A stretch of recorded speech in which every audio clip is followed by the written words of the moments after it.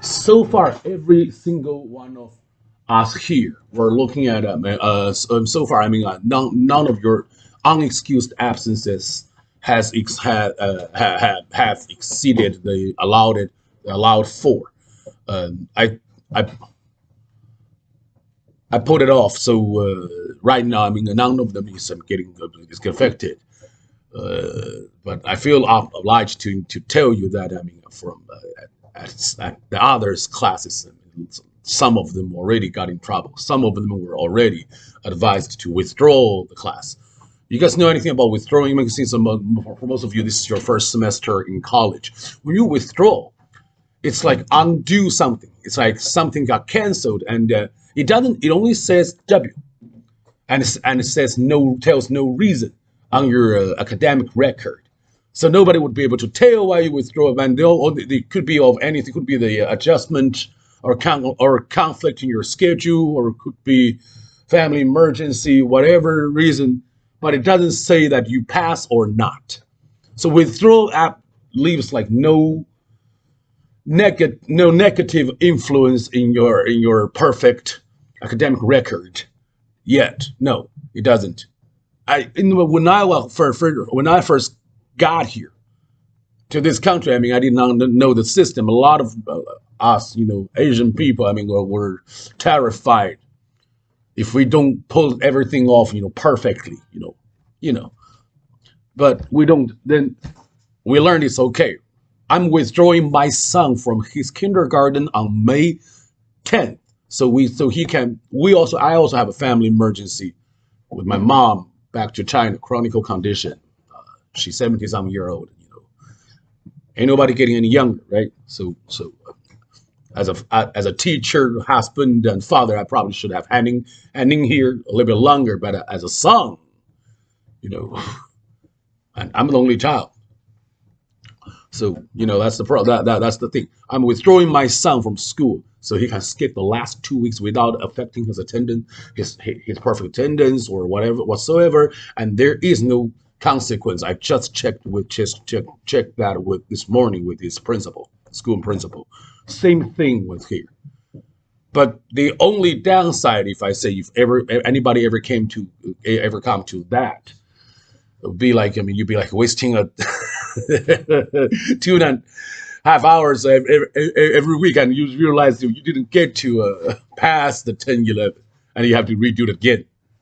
So you have to redo it. So right now, like, don't do it. Don't do it. And as long as you guys probably can tell that I'm not the biggest fan of administration or bureaucracy, but yet it is important to protect yourself, keeping all the proof or evidence that you can acquire from whatever means. I'm telling you, whatever methods that you think will prove your guilty-free status in terms of anything that might be against your own profit that happens. I'm not saying I am going to be the one to conduct or enforces that law or something. Just in case, always keep something in the bank. Always. I mean, have a backup plan. If you get some proof, get some proof. Whenever you feel like, I mean, you know that you are expecting an absence or a insufficient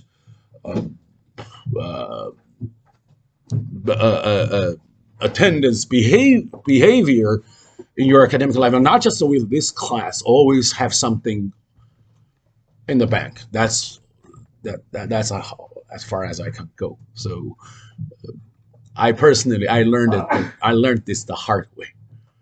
I'm not gonna get into that, but it did cost me about, I want to say, $10,000. It only happened last year. Not the shiniest spot of my career, but then I learned it. Sometimes you gotta respect the book, otherwise it's $10,000. Yeah, $10,000. That cost me. That cost me my trip. That cost me my Hawaii trip, my hula hula. No hula hula for Big old Terry's family because of something I messed up. Yeah, and I I've been in this game for a real long time. Not really long time, for some years, 15, 16 years. I thought I knew it better. Turned out I didn't. So be a good citizen, you know. That's what my supervisor told me. Be a good citizen. Always drive 5 miles under the under the limit. Always have something in your draft box that you're ready to send out, and always communicate not on the not via text or phone or not verbally, but always keeping a record with your emails and correspondences, unless you don't want them to show on the record. Okay, that's it. 12, week 12. Can you believe it? 2 more weeks. Voila. Anyone made plans for traveling yet? Raise your hand. How many of you are going home? Yeah. Everybody going home? Cool. Hey, who comes from the farthest other than me? I mean, of course. Where you come from? Massachusetts, Boston. I was there. Yeah, I was great. San Francisco, so I think That's pretty close, man. You from San Francisco? Yeah. You don't by any chance drive a hybrid, do you? Well, I'm getting a Tesla. Seriously, I mean, it's got to be a dual motor. Yeah. There's nothing wrong with saving the planet, right? Yes. San Francisco, cool. Yeah, cool. I mean, I'm a bit, because we Chinese, we don't exactly have a turkey tradition. Besides, we don't have a big family to celebrate with, so we're celebrating, with Bellagio on Las Vegas Strip, on the Strip, as every year. We do that every year. I mean, every single year. That's where I got married, guys. I got married at the little chapel, the little white chapel. Pretty city. Yeah. Cheesy place. Don't do that. Seriously, don't do that.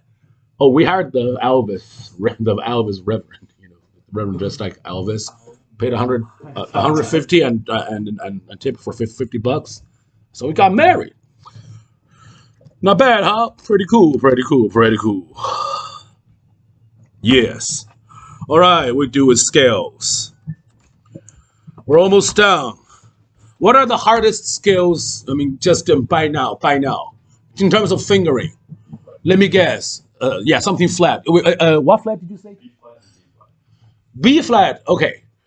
You got. I mean, I totally agree with D flat. But would you care to tell us why you think B flat is kind of like the hardest? You have to remember to start at 4. Yes, you have to remember. You mean right hand? Yeah. Yes. Interestingly, I want to share you a story. I mean, Dr. Beckman mentioned he pairings B major with B flat major, and here's his. This is how he defended. He said it is. Wait, what am I hearing? Is that me? No. Never mind. Yeah. He said, I mean, if you look closely at B major, meaning your long fingers are supposed to be on the black key. Your 2, 3, 4 are covering all the black key within an octave. And B flat, that's B major. B flat major happens to be the mirrored strategy. It has the mirrored strategy. It will never in correspondence to B major. Whenever you have a black note on B major, you have a white note on B flat major. So they are like reversed perfectly. For example, let's just go this way: white, black, black, white, black, black, black, something like that. Then in B flat major, it's black, white, white, black, white, white, white. Something. That's his. That was the theory. That was the theory, and I got that. That was okay. I got that. So again, with any flat keys, your right hand or your left hand, you have to remember to start with something other than your thumb or your pinky. Bummer, huh? But that's the reality. So welcome. Let's try. How about let's start with A flat major, D flat major, and G flat major. The left hand fingering starts with 3, 3, 4. The right hand fingering starts with. Can you guys tell me what's the right hand finger start with on A flat major? It's a 3. What about D flat major? It's actually also a 3, but 2 is a substitute fingering. In fact, you can start any black key, any black a flat keys with on the black uh, on a black note with the two, but they were all substitute fingerings. So let's all have a try. One hand at a time. Left hand first. A flat major. Start with the middle finger. 3, 2, 1, and.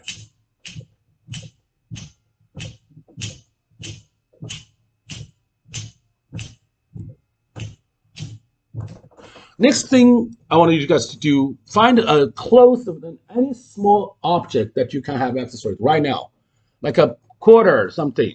Put it on your wrist.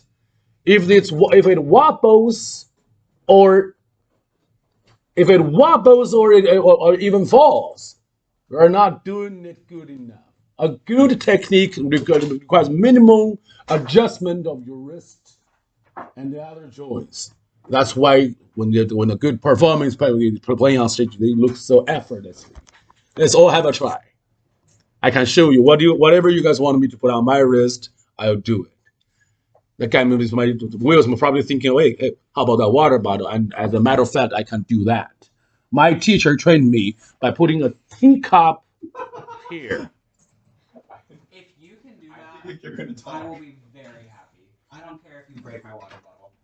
I just want to see that happen. Does it have water? I don't think so. I finished it. Sure. Can it stay first? You have to make sure it stays, right? You know, It might stay. That's right. my man, my pants are wet. Seriously. I'll bring a teacup next time. I'll go to the thrift store and I'll get a 99-cent teacup. You have to let it stand, man.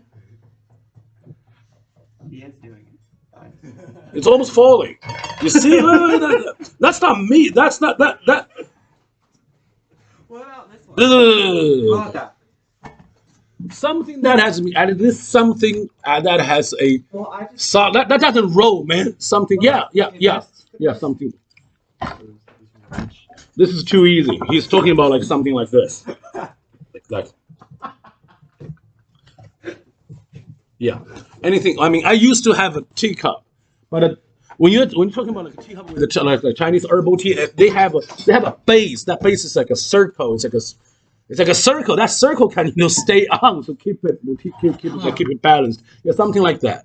Cool. Yeah. So yeah, let's take a look. Yeah, when that happens, that is good. That is good. When that happens, that is good. That means something you're deliberately paying attention to your yes. And whenever I ask people to try that, and there's a lot of dropping. That makes sense. That makes sense. Whenever you're playing, I mean that, and again, sometimes it's with small objects. It doesn't. It's not the weight, right? It doesn't actually wear out your muscle. It is only it raises the self-awareness of you. Okay, now I'm watching how my hands are going without sudden moves. That is the first step towards your advancement, your progress in your virtuosity. Awareness is the first step. I urge you to try that with your both hands, whatever you do, and the things could change. And then notice that when you are doing that, are you experiencing any nervousness or stiffiness? When that happens, it means that this self-awareness is getting too far. That is making you. It's making things uncomfortable and inconvenient. It's like in vocal music, when some people go, if you don't know how to sing, you go you go like that. Then your teacher told you, okay, you have to breathe in, amplify yourself. You know all the drill, and then some people go, oh, then you got singing. It took it too far to learn, but. Even when you're taking it too far, it's still a precious step towards success. We need to go through all those things in order to find the perfect balance, proportion. Balance is king. Effortlessness is the trick. Thank you for your cooperation. Now let's put on something on your wrist and have a try. I'm gonna use maybe that water bottle. Does it stay? No, I blame the manufacturer. That's stupid. Yeah, something like that. Ready? Go. Okay, I got a wrench on my hand, so if I drop, do you hear it?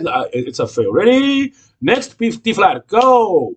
3 1 2 4 3 2 1 2.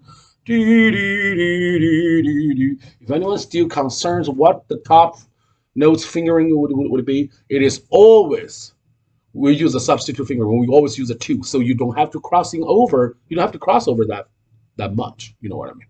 You don't have to really bend it. You can just twist it. You can just easily reaching out. And then the last one would be the G flat major, where we put our fourth finger there.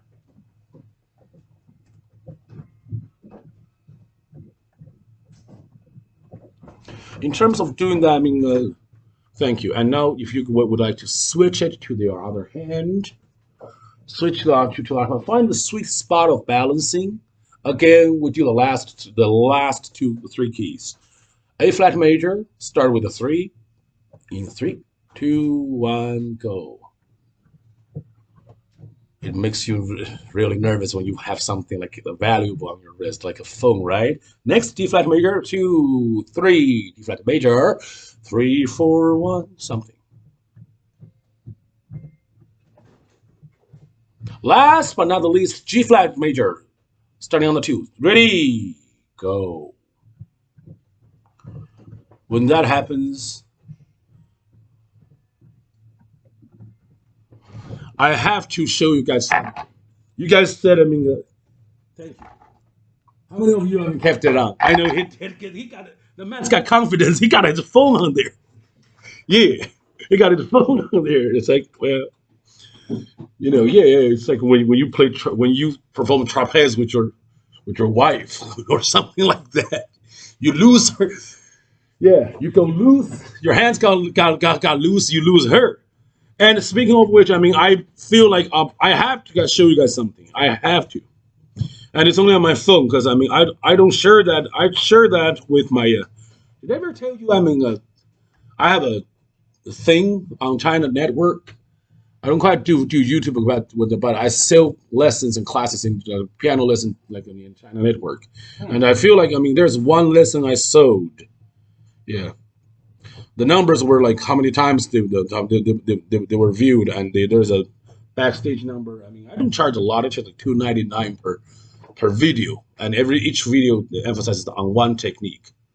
So far, I've got everything together is like 23,000. I mean, for the last 2 years, so it's not too bad. The one until you hear what I did, you saw this what I did. It's in English, and the subtitle is it's Duolingo. So you have to see that. This is the one. Anyone can read Chinese a little bit? This is the one. You guys have to see this. This one got like 3,131 clicks, and it's being sold 168 times. Today we'll be talking about another technique called arpeggiated octaves. First, I should apologize for postponing my video because last couple of weeks have been crazy, and my cameraman is not here. My wife. Anyway, the reason I brought up this topic of arpeggiated octave is because one of my students in Beijing had asked myself a question that she wondered if it is normal for pianists to feel exhausted and sour on her wrists while excessively practice every time 10 minutes, 15 minutes about the arpeggiated octaves. So before we proceed to our topic today, I want to mention something. I will maybe have this explained more thoroughly in details in our next video. It is never a good thing for a pianist to not really feel relaxed and totally laid back while playing this instrument. In fact, it can be very damaging and hurtful if we ignore all the signs, the warnings our body has responded to us, and then we keep on practice. So it's never a good thing to feel any kinds of tension in any part of your body. Now back to the arpeggiated octave. There are three things we should be really taking care of. First, well, I've read and learned about that lots of teachers teach them is as a shaking your wrist kind of motion, playing the arpeggiated octaves. It is not true. This is an entire finger technique, has nothing to do with the wrist. And second, the wrist should never, even within the plane of the arpeggiated octave or without or outside of it, it's never a good thing to actively use the wrist motion progressively. And the third is, in arpeggiated octave playing, the lighter means the louder. Now, would you take a close look at my hand? Here's the famous example from Beethoven, Opus 3 number 2, and a nightmare for piano beginners, even professionals. It sounds like this.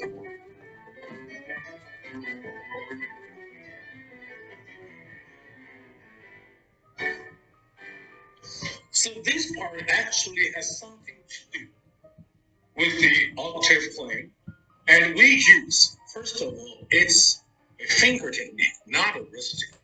So we actually use a derivative variant of the German technique, the Flugschlag, that we wave our fingers like when we're playing octaves, and we're still doing this with like the wings of the bird. So when we actually start applying sound to it, it will sound like.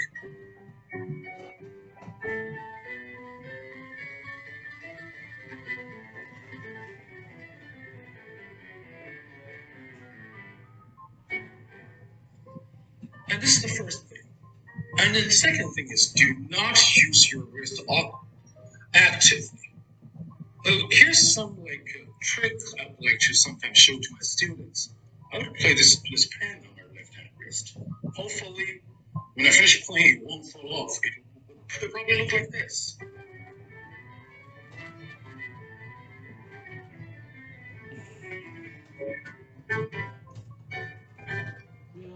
And this is the second thing. The third thing is, when we have that, the lighter makes the stronger. Because think this way. Instinctively that we like to use our body to apply more weight when we're trying to play louder. But actually that means the more weight we apply to the keyboard, the less room and space we leave our fingers. So if we play really loud, it would sound like this. It's harsh. Now let me lose it a little bit. See, what I did is only simply raise my hand into the air for 1/8 of the H, like just a little bit. Then I immediately have more room to wield my finger.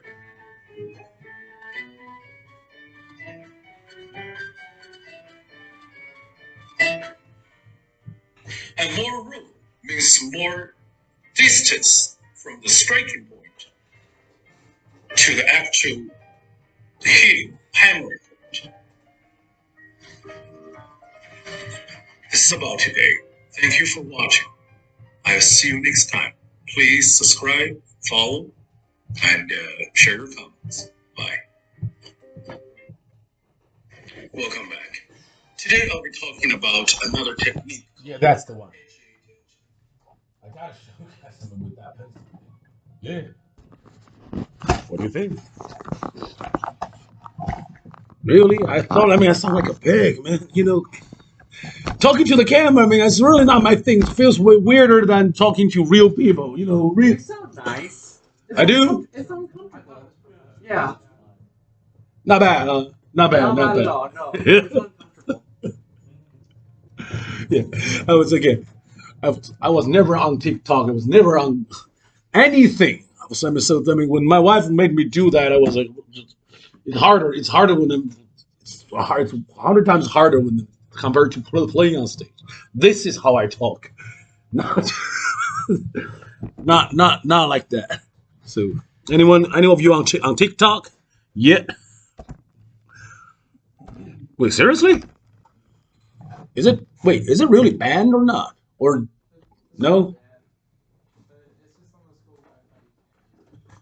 Oh, okay. Yes. Thank you for doing that with a little trick. And when you realize, I mean, when you put that out, not just the self awareness, so all the tension will come along. For example, you may find yourself in need to raise your elevate your shoulder to play like that. Guys, it's a pencil or it's a tiny piece of thing. They're not a cask. It doesn't freeze you. It stabilizes you. That's the point. Again, notice sometimes it's something that's really I couldn't in the video. I couldn't find my quarter or my wedding band, so I used that pencil. I should probably use something even easier. It got me nervous, that pencil thing. See, that's the problem. That's the problem. All right, that's with everything. That is pretty much. I mean, oh, I also got. I mean, I'll share with them the more videos with you when I find them when I find it necessary. Yeah, yeah, like that. And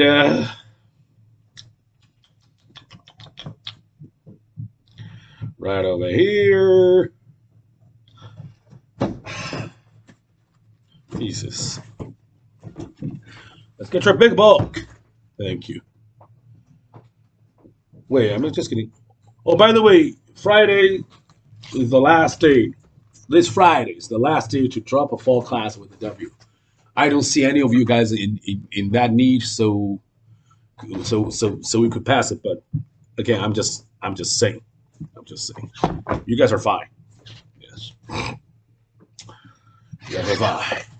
Okay, let's try the pieces. Did we covered the German dance?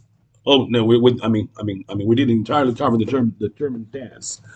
We covered the three styles of genres of accompaniment. We covered the last genres of accompaniment: German dance, chorale, and instrumental. Well, dance we have probably I don't know how many dances are there in the world. There are in the world hundreds, probably even thousands.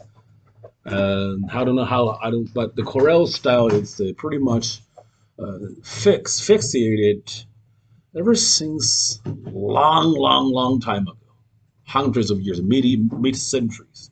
SATB has been it's called a perfectly balanced, form of human voice ensemble, vocal ensemble. That's it, and it's ever since. I've never, although we did have some like the ultra. Is it called the ultra tenor? The tenor that's like the order. What's that called? What's the term called? The tenor the tenor that goes, I mean, all falsetto and it's always as in the range of a Countertenor. Yeah. the what? Countertenor. The countertenor. Yes, but the countertenor. I mean, even we had those branches once in a while, but they were not the mainstream. Yes. So in terms of doing that, wait, is my camera still rolling?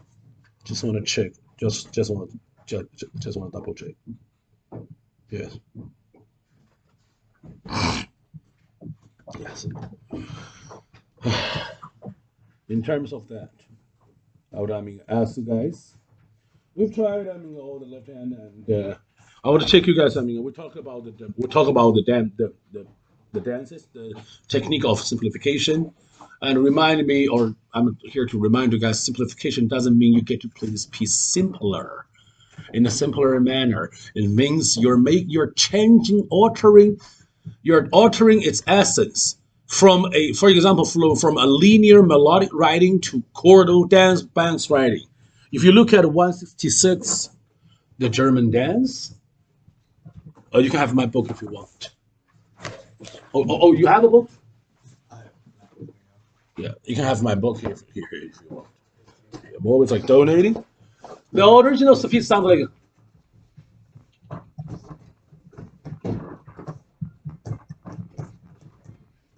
something like this. The left hand, raise your hand if you know what's that accompaniment style called. Arpeggiating. Actually, there's another term. Bravo, bravissimo, Alberti bass. Who the heck is Alberti? I believe his name is Alfred Alberti. No one knows, but that's pretty. You can find his name and his legacies on MSOP, but basically that's all we remember. Alberti bass, da da da da. What you're looking at right now is a variant of the Alberti bass. The original Alberti bass is in duple meter. And let's not get deeper into that. But when you know what the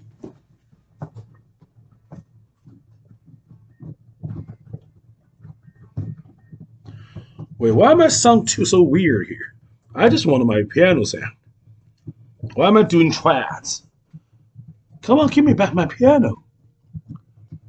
Give me back my piano, please.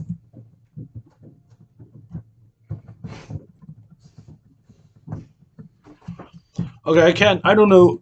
Somebody's been doing something with this one, but now I cannot get it back to piano. So you guys gonna have to you're gonna have to listen to my listen to my harp now. Yeah, I know it's interesting. As you can see, that's linear, that's rhythmic. It's hot. How about that? But when we try to simplify it, we make them more calm. We leave out a certain notes so it doesn't sound so crowded. In fact, we only do or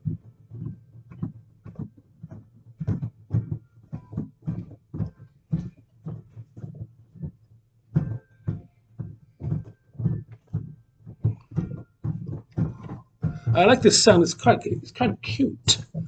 So you see all the harmonies got preserved, but the busyness is taken, is removed. So that's how you alter the character of the piece. Simplification meaning altering, and it's not necessarily simplifying. I know it's called simplifying from an objective point of view, but it's not. So that's the thing I want to ask you guys to do. And also, if the left hand has already covered all the harmonies, answer this question: do we still need all the triads or all the thirds in the right hand? Probably yes or no? No. So which voice and where are we preserving? Are we keeping? The soprano or the alto? The top or the middle? Hey, that rhymes. So the top or the middle? Which one do you think bears the more melodic sensation?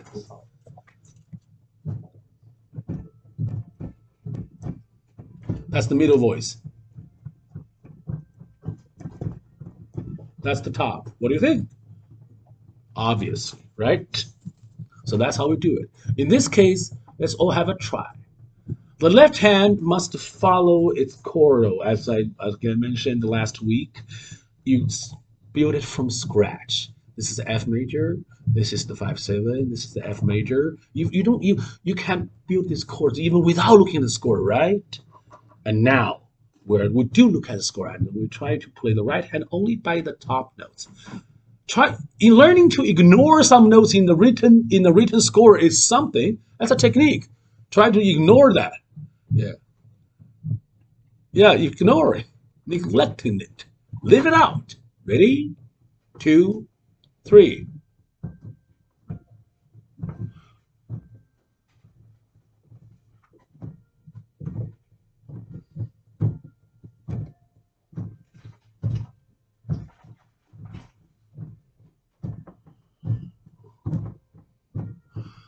That's only the part. Thank you. Yes. Yes.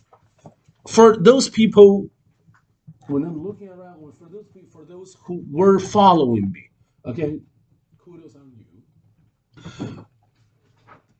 Can you actually, if I'm asking you deliberately, on purposely leaving out all the thirds, can you actually do that? That's the thing. Can you actually do that? I mean, technically, if you can play all the thirds, all the notes, it's even harder. But if I ask you to leave things out, can you actually do that? Meaning, can you generating a new fingering pattern system on site? Can you improvise? When you use the chords, I mean the triads and stuff. I mean it's one way of finger pattern. When you use the other notes, when you only do the single linear notes line, it's probably it's not it's even less complicated, but somewhat different. That's what I'm talking. That's what I'm talking about. Let's have one other try, and this time only play the top line of your right hand. Just do me a favor. Ready? 2 and.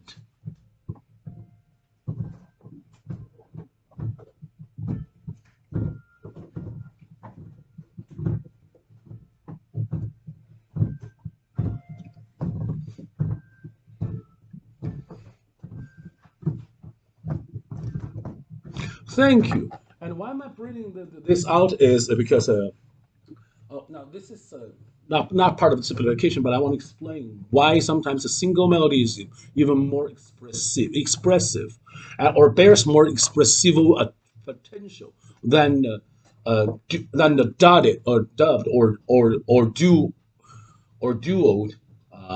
parallel line. It goes back to the Renaissance. It actually goes back to the very fashion that when people put ornaments on it. Anyone care to have a guess why a single melodic line sometimes is even more expressive, or at least more potential expressive, than the chordal progressional line? For example, then.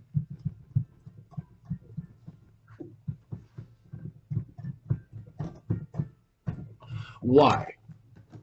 Again, it dated back in Renaissance. What do Renaissance musicians like to do the most? They don't have a big instrument. They don't even have electricity. Man, they ain't got no nothing by their music. So what they do, but their instruments were like 5 or less than 5 octaves, in range. They were small. They were light. They were weak. What they do to make it fun in 400 years ago. About 400 years ago? 300 some 400 years ago. That's the Ming Dynasty in China. Yeah. What's their favorite thing for Renaissance or Baroque musicians to do? Do they play all symphonies? Do they have a lot of opera? Probably not. They had some opera. They ain't got no rock bands either. And their instruments were soft, not loud, so they can't play loud. They cannot play fortissimo. They don't have a lot of octaves. They cannot go swiping the keyboard. What do they do to make their melody interesting?